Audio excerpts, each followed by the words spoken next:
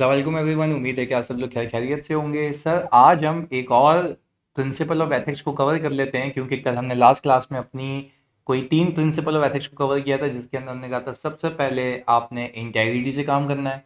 दूसरा, आपने बायसनेस को नहीं आने देना, आपने ऑब्जेक्टिविटी से काम करना है, यानी आपकी जजमेंट कॉम्प्रोमाइज़ नहीं होनी चाहिए due to bias, conflict of interest और अनड्यू इन्फ्लुएंस। और तीसरी चीज़ आपको मैंने सिखाई थी कि भाई आपने प्रोफेशनल कॉम्पिटेंट सर्विसेज देनी है, तो आपने ख्याल रखना है professional competence and due care का। ये तो हो गए थे सर कल तक के प्रिंसिपल्स। आज एक नया प्रिंसिपल देख लेते हैं, प्रिंसिपल ऑफ कॉन्फिडेंशियलिटी। कौन से प्रिंसिपल की बात कर रहा हूँ सर? Principle of confidentiality. बहुत सुकून और तामुल से समझिएगा, ये कोई चौथा प्रिंसिपल है, क्योंकि मैंने आपको क्या कहा था, आपने ऑडिट एक्सेप्ट करने से पहले और ऑडिट के दौरान एथिकली काम करना है। और एथिकली काम करने के लिए यू नीड टू फॉलो, क्या फॉलो करना है तुम लोगों ने? सर आपको फॉलो करना है एथिकल प्रिंसिपल्स को। और एथिकल प्रिंसिपल्स से फॉलो नहीं कर पाते, क्यों? क्योंकि उसके ऊपर थ्रेट्स होते हैं, और थ्रेट्स क्या होते हैं? हालात, वाकयात, जो आपको मजबूर कर रहे होते हैं कि आप इन प्रिंसिपल्स को फॉलो ना कर पाए। तो आए एक और केस की बिस्मिल्लाह कर लेते हैं और देख लेते हैं कि वो प्रिंसिपल ऑफ कॉन्फिडेंशियलिटी क्या कहता है। वो सबसे पहले ये कहता है कि भाई जब आप किसी क्लाइंट का ऑडिट करने जाते हैं, सही जी, तो आप एक्वायर करते हैं कुछ कॉन्फिडेंशियल इंफॉर्मेशन।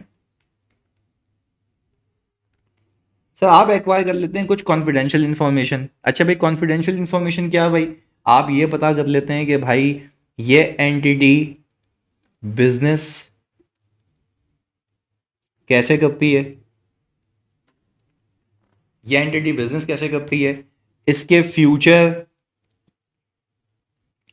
प्लान्स क्या हैं, इस कंपनी की ईपीएस एक्सपेक्टेड कितनी आने वाली है, क्योंकि आपको तो पता होता है ना, आपको इसके फाइनेंशियल रिजल्ट्स पता होते हैं, ये सारी चीज़ें। क्योंकि जब आप अंडरस्टैंडिंग ले रहे होते हैं एंटिटी की, इन्वायरमेंट की, इंक्लूडिंग इंटरनल कंट्रोल की, तो आपको सब पता लग रहा होता है, क्योंकि डायरेक्टर्स के मिनट्स वगैरह सबके पास, सब चीज़ों का आपके पास एक्सेस होता है।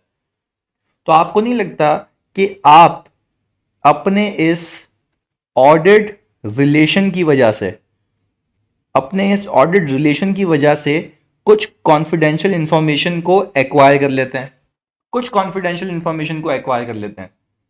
अब इसके अंदर ये भी आता है कि भाई इस कंपनी के पास, इस कंपनी के ऊपर कितने केसेस चल रहे हैं, तो ये भी आपको सब पता होता है, यानी कंपनी के फ्यूचर प्लान्स, एवरीथिंग आपको सब पता होता है। वो कहता ही ये है कि भाई आपने ऑडिट के दौरान कॉन्फिडेंशियलिटी का ख्याल रखना है। आपने क्या करना है ऑडिट के दौरान? कॉन्फिडेंशियलिटी का क्या करना है भाई? ख्याल रखना है। अच्छा, वो कहता ही है कि ऑडिट के दौरान आपने कॉन्फिडेंशियलिटी का ख्याल रखना है। क्यों?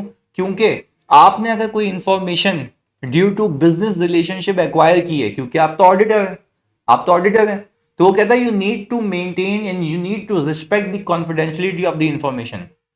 और कॉन्फिडेंशियल इंफॉर्मेशन बाहर चले जाने का मतलब यह है कि वो ऐसी इंफॉर्मेशन आप सामने वाले को दे दो जो उसका मिसयूज कर सकता है। एग्जाम्पल, आपको पता लग गया इस कंपनी की ईपीएस अर्निंग पर शेयर गिरने वाली है, तो भाई आपने अगर मार्केट में ये न्यूज़ दे दी, तो हो सकता है लोग अपने शेयर्स बेच दें, तो इस कंपनी के शेयर्स की डिमांड क्या हो जाएगी? कम हो जाएगी। तो भाई ये तो आपके पास इंफॉर्मेशन थी ना, आप उस इंफॉर्मेशन को मार्केट में आने दें, फिर देखें उसका क्या रिएक्शन है। आप क्यों बता रहे हैं? और ऑल्टरनेटिवली इस कंपनी की ईपीएस ऊपर जाने वाली होगी, तो आपको पता है, आप इस कंपनी के ऑडिटर हैं, कि ईयर एंड के बाद जब ऑडिट खत्म होगा और ये रिपोर्ट्स पब्लिश होंगे, फाइनेंशियल पब्लिश होंगे, तो ईपीएस ज़्यादा आएगी, तो एक बूम होगा, प्राइस ऊपर जाएगी, क्योंकि लोगों के दिमाग में इस कंपनी का परसेप्शन अच्छा बनेगा और उसकी डिमांड ज़्यादा होगी, तो उसकी प्राइसेस क्या जाएंगी? ऊपर जाएंगी। अब आपने अपने रिश्तेदार को बता दिया कि भाई जाके शेयर खरीद लो, तो यार ये तो अलाउड नहीं है ना। और ये भी हो सकता है, बात समझिएगा, ये भी हो सकता है कि एग्जाम्पल दे रहा हूँ आपको, कि भाई आप इस कंपनी का भी, इंश्योरेंस कंपनी का ऑडिट करते हैं, दूसरी इंश्योरेंस कंपनी का भी ऑडिट करते हैं। आपको यहाँ से कोई कॉन्फिडेंशियल इंफॉर्मेशन मिली कि भाई ये जो क्लाइंट है ना, ये इंश्योरेंस कंपनी है, ये उस क्लाइंट को इंश्योरेंस ऑफर करने वाली है, जायंट क्लाइंट को इस प्राइसिंग पे करने वाली है। क्या कहा मैंने? इस प्राइसिंग पे करने वाली है, यानी उसने पर पॉलिसी कार इंश्योरेंस करवा रहे हैं, और कार इंश्योरेंस की पूरी ग्रुप इंश्योरेंस होती है। ग्रुप इंश्योरेंस क्या होता है ये बता देता हूँ। भाई ग्रुप इंश्योरेंस ये होता है कि आप सामने वजह से, मैं कहूँगा भाई ईएफयू जर्नल है, और ईएफयू जर्नल बैंक अल हबीब के एम्प्लॉयज़ को उनकी कार इंश्योरेंस दे रहा है, तो वो एक कार नहीं, बैंक अल हबीब ने अपने एम्प्लॉयज़ को जितनी भी गाड़ियां दी हुई हैं सब इंश्योर करवा रहे हैं, तो उसकी एक प्राइसिंग फिक्स हुई हुई है। तो अज्यूम करो कि अगर मैं ईएफयू जनरल का ऑडिटर हूँ और ईएफयू जनरल ने बैंक अल हबीब को एक कोटेशन दी हुई है कि भाई मैं इतना प्रीमियम चार्ज करूंगा, और वो मैं दूसरी इंश्योरेंस कंपनी को बता दूं, तो वो तो इसका एडिटिव एडवांटेज ले लेगी, मैं उससे कमीशन चार्ज कर लूंगा। तो वो ये कहता ही है कि भाई आपने कॉन्फिडेंशियल इंफॉर्मेशन की रिस्पेक्ट करनी है, आपने उसको ऐसे अवाम में जाके बता नहीं देना, और ना कि उसको अपने पर्सनल मफाद के लिए यूज करना है। जैसे मैंने आपको शेयर्स वाली एग्जांपल दी, ऐसा नहीं हो कि शेयर्स खरीद के खुद बैठ जाओ। अब एक कंपनी है, वो इनिशियल पब्लिक ऑफरिंग करने लगी है, इनिशियल पब्लिक ऑफरिंग, आपको पता है कि वो आईपीओ में जाने वाली है, आपने अपने रिश्तेदारों को पहले से ही बता दिया, खुद भी प्रिपेयर्ड हो कि मैं खुद शेयर्स खरीदूंगा। भाई नहीं नहीं नहीं, आपको पता है कि भाई वो कंपनी के शेयर्स बूम पे जाएंगे, तो आप पहले तो एक बात समझें कि आपको जब पता है वो आईपीओ कर रही होगी, तो आईपीओ के लिए अगर ड्यू डिलिजेंस वो आपसे करवा दें, आपसे ऑडिट करवा दें, तो आप जाहिर सी बात है अपने पर्सनल मफाद के लिए आप उसका काम सही नहीं करेंगे, आपका कॉन्फ्लिक्ट ऑफ इंटरेस्ट आ जाएगा, और आप इस कॉन्फिडेंशियल इंफॉर्मेशन को किसी रिश्तेदार से भी शेयर नहीं करेंगे। क्यों? क्योंकि आप इसको अपने पर्सनल बेनिफिट के लिए यूज नहीं कर सकते, वो इस चीज का मना करता है। तो सर, आई होप आपको एक कॉन्फिडेंशियलिटी का प्रिंसिपल समझ आया होगा कि you can not use that information for your personal advantage, आप किसी और को डिस्क्लोज नहीं कर सकते ताकि किसी और को फायदा हो, क्योंकि वो कॉन्फिडेंशियल इंफॉर्मेशन है। अब जरा बात कर लेते हैं कि वो क्या क्या कहता है इसके लिए। वो कहता है ये है कि भाई आप गली मोहल्ले में कहीं बैठे हुए हो ना, गली मोहल्ले में, तो गली मोहल्ले में बैठे हुए भी आपने इन एडवर्टेंट डिस्क्लोजर का ख्याल रखना है। ऐसा नहीं हो कि आपके मुंह से कोई बात निकल जाए और वो किसी तक पहुंच जाए और फिर वो कहीं और निकल जाए। लेट से दोस्तों यारों में बैठे में चाय पे बैठे में चाय पी रहे हैं, शीशा पी रहे हैं, सामने से पता लगा भाई ऐसी बातों बातों में मुंह से बात निकल के कि ये कंपनी आईपीओ करने वाली है। अब हमारे दोस्त का बाप एक बहुत बड़ा इन्वेस्टर है, वो प्रिपेयर हो गया और वो दूसरी कंपनी का आईपीओ करवा रहा था, तो उसने बोला नहीं यार, अभी कंपटीशन में हम पहले कर लेते हैं, तो यार वो तो उसको तो एडिटिव एडवांटेज हो गया, जो इन्वेस्टर यहाँ नहीं थे वहां चले गए। तो वो कहता है इन एडवर्टेंट डिस्क्लोजर का भी ख्याल रखना है। आप किसी महफिल में बैठे हैं, उसमें इवन बोलता है फर्म में बैठे हुए हो, और फर्म में एक मैनेजर दूसरे मैनेजर को अपने क्लाइंट की बातें नहीं बता सकता। क्यों? क्योंकि this is a confidential information, आप उससे शेयर नहीं कर सकते। बात समझ आ रही है? तो सर देखते हैं प्रिंसिपल ऑफ कॉन्फिडेंशियलिटी में वो क्या क्या कहता है। वो कहता है यह है, chartered accountant is required to respect the confidentiality of information acquired as a result of professional और बिजनेस रिलेशनशिप। ये मैंने आपको बात बताई कि चार्टर्ड अकाउंटेंट जो है रिस्पेक्ट करेगा कॉन्फिडेंशियलिटी ऑफ इंफॉर्मेशन को, जो कि मिली है कैसे, बिजनेस या प्रोफेशनल रिलेशनशिप से, जो आपके सामने मैंने अभी बयान किया। आगे वो कहता है आप अलर्ट रहिएगा पॉसिबिलिटी के लिए कि कोई इनएडवर्टेंट डिस्क्लोजर ना हो जाए सोशल इन्वायरमेंट में, जो मैंने आपको एग्जांपल दी। बात समझ आती है? आगे, maintain confidentiality of the information with in the firm. बोला फर्म में भी बैठे हो, वहां पे भी इसका ख्याल रखना कि किसी और मैनेजर को नहीं बता दो। भाई कॉन्फिडेंशियल मतलब आपका और क्लाइंट का ताल्लुक है, आप उसकी इंफॉर्मेशन कहीं और यूज नहीं कर सकते, दैट्स इट। ना इनएडवर्टेंटली किसी के पास जानी चाहिए, क्योंकि बहुत ही गमगीन मामला होते हैं, बहुत ही बारीक मामला होते हैं, क्योंकि इन्फॉर्मेशन जाना मतलब उसका मिसयूज हो जाना। क्लियर है? आगे बोलता है maintain confidentiality of the information disclose by the prospective client और एम्प्लॉइंग ऑर्गेनाइजेशन। यानी प्रोस्पेक्टिव क्लाइंट का मतलब है आपका अभी जो क्लाइंट बनने वाला है, क्लाइंट जो बनने वाला है, जो क्लाइंट बनने वाला है उसने आपको कहा कि यार सही है, आप बात समझिएगा फोकस के साथ, उसने मुझे कहा कि यार मैं आपको ड्यू डिलिजेंस के ऑडिट के लिए बुला रहा हूँ, किसके लिए? उस कंपनी के लिए, मुझे उसको एक्वायर करना है। तो आप ये बात समझें कि आपके पास जो आपका प्रोस्पेक्टिव क्लाइंट आया है, वो कह रहा है कि मुझे उस थर्ड कंपनी को एक्वायर करना है, मुझे उसकी ड्यू डिलिजेंस एक्वायर करनी है। तो ये आपको कौन सी इन्फॉर्मेशन मिली? कॉन्फिडेंशियल इन्फॉर्मेशन मिली। ये नहीं करना कि आप किसी और को बता दो, क्योंकि ये प्रोस्पेक्टिव क्लाइंट जो है आपका, उसने आपको एक कॉन्फिडेंशियल इन्फॉर्मेशन दी है। क्योंकि अगर हो सकता है आप उसी की कॉम्पिटिटर को ये बता दो कि वो उसको एक्वायर करने जा रहा है, तो हो सकता है वो कोई प्री अम्प्ट जल्दी से कोई ऐसे मेजर्स ले ले कि वही एक्वायर कर ले। तो फिर ये हुआ किसकी वजह से? होगा आपकी वजह से, क्योंकि फिर आपकी वजह से उसको बिजनेस लॉस हो जाएगा, क्योंकि उसकी इंटेंशंस किसी और को नहीं पता होनी चाहिए, क्योंकि this information has been acquired by business relationship. I hope this is clear. आगे फिर वो कहता है no use of confidential information acquired as a result of professional and business relationship for personal advantage. अपने एडवांटेज के लिए आप उस इंफॉर्मेशन को यूज नहीं कर सकते, and the accountant for the advantage of third party, यानी किसी और को भी नहीं बता सकते।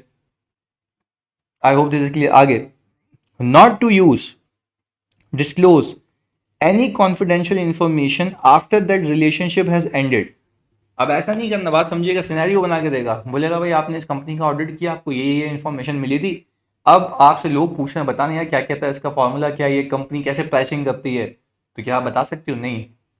इवन दो आपका रिलेशन खत्म हो गया क्लाइंट से, तो आप ऐसा नहीं है कि उसके सारे गाने गाते फिर बताएं कि भाई ये प्राइसिंग ऐसे करते हैं, इनके ये प्रोसेस है। No, never. आप इवन इंटर्न देखो, दो फर्क समझो।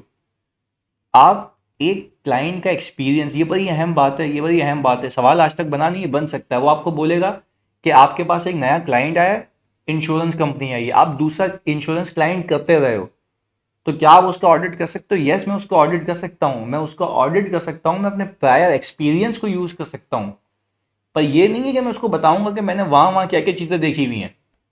इस बात को समझे, मैं उस एक्सपीरियंस को यूज करके ऑडिट कर सकता हूं, क्योंकि मुझे एक्सपीरियंस होगा, नॉलेज होगी। मैं उसको ये नहीं बता सकता प्राइसिंग प्लान क्या होता है। हाँ, मैं अपनी नॉलेज को यूज करूंगा, बोलूंगा यूजुअली प्राइसिंग प्लान ऐसे होते हैं, तो मैं देखूंगा ये कैसे करता है। बात समझ आ रही है? तो देखो, दो चीजों में फर्क रखना, दो चीजों में फर्क रखना। एक, आपका जो क्लाइंट है अगर उससे रिलेशनशिप आपका एंड अप हो गया है, खत्म हो गया है, तो आप उसकी इंफॉर्मेशन, जिससे आपका रिलेशन खत्म हुआ, उसकी इंफॉर्मेशन तब भी किसी और को नहीं दे सकते, क्योंकि आपका principle of confidentiality relationship and होने के बाद भी बरकरार रहना चाहिए। आप नहीं कर सकते उसको पर्सनल मफाद के लिए। हाँ, अलबत्ता आप उसके गेन किए हुए एक्सपीरियंस को यूज कर सकते हो किसी और को ऑडिट करने के लिए, बस दैट्स इट। इस हद तक सही है कि आपने कहा यार यूजुअली इंश्योरेंस कंपनीज में ये इंटरनल कंट्रोल्स होते हैं कि भाई पीपी जब खरीदते हैं तो ये प्रोसेस होगा, ये अप्रूव करेगा, रिक्विजिशन रेज होगी, ये सारी चीजें। एक पॉलिसी इशू होती है तो पॉलिसी के लिए ये डॉक्यूमेंट्स मंगवाए जाते हैं। लेट्स से लाइफ इंश्योरेंस है, ये कार इंश्योरेंस है, जो जनरल इंश्योरेंस है, कार के लिए हम मंगवाते हैं भाई कार की value, purchase price, market value, जिसके बेस पे हम देखते हैं कि भाई कार की वैल्यू कितनी है, कितना सम अश्योर्ड होना चाहिए। ये सारे प्रोसेसेस में जो दूसरी कंपनी में देख के आया हूँ, वहां पे सिर्फ अपनी नॉलेज एडिटिव एडवांटेज के लिए कर सकता हूँ, पर वो इंफॉर्मेशन डिस्क्लोज नहीं कर सकता। तो यानी sir, there is a difference between the knowledge which you have gained, उसको दूसरे ऑडिट पे अप्लाई करना ये एक अलग बात है, पर उस इंफॉर्मेशन को किसी और को डिस्क्लोज करना ये अलग बात है। तो आपने अगर किसी क्लाइंट से अपना रिलेशनशिप एंड भी कर दिया है, ऑडिट खत्म हो चुका है, कोई और ऑडिटर अपॉइंट हो चुका है, तो इसका हरगिज मतलब नहीं है उस क्लाइंट की इंफॉर्मेशन किसी और को दे दो या डिस्क्लोज कर दो, अलाउड नहीं है। आगे सुनिएगा, take reasonable steps to ensure that the personal under the accountant's control and individual from home advice resistance is obtain. यानी वो कह रहा है कि रीजनेबल स्टेप्स लेना इस चीज के लिए कि जो आपके अंडर काम कर रहे हैं और जिन लोगों से आप एडवाइस लेंगे, कंसल्टेशन लेंगे, यानी कभी कभार ऐसा होता है कि एक मिस ट्रीटमेंट दिखती है और एक गमगीन मामला आता है और आप किसी एक्सपर्ट को अप्रोच करते हैं, तो वो कहता ही है कि एक्सपर्ट को अप्रोच करते वक्त, एक्सपर्ट से एडवाइस लेते वक्त भी ज़रा कॉन्फिडेंशियलिटी का ख्याल रखना। याद करो, जब मैं एक्सपर्ट को अपॉइंट करता हूँ ना, तो उससे भी कॉन्फिडेंशियलिटी एग्रीमेंट साइन करता हूँ कि बेटा जो तेरे पास डेटा आएगा तुझे आगे नहीं देना। बात समझ आ रही है? तो वो कहता है respect the accountants duty of confidentiality. तो ये कुल मिला के बात है प्रिंसिपल ऑफ कॉन्फिडेंशियलिटी की। होल एंड सोल कहें, होल एंड सोल बात ये है कि सर कॉन्फिडेंशियलिटी को आपको रिस्पेक्ट करना है किस किस जगहों पे, जो कि आपने इंफॉर्मेशन ली है, एक्वायर किया as a result of business relationship या प्रोफेशनल रिलेशनशिप।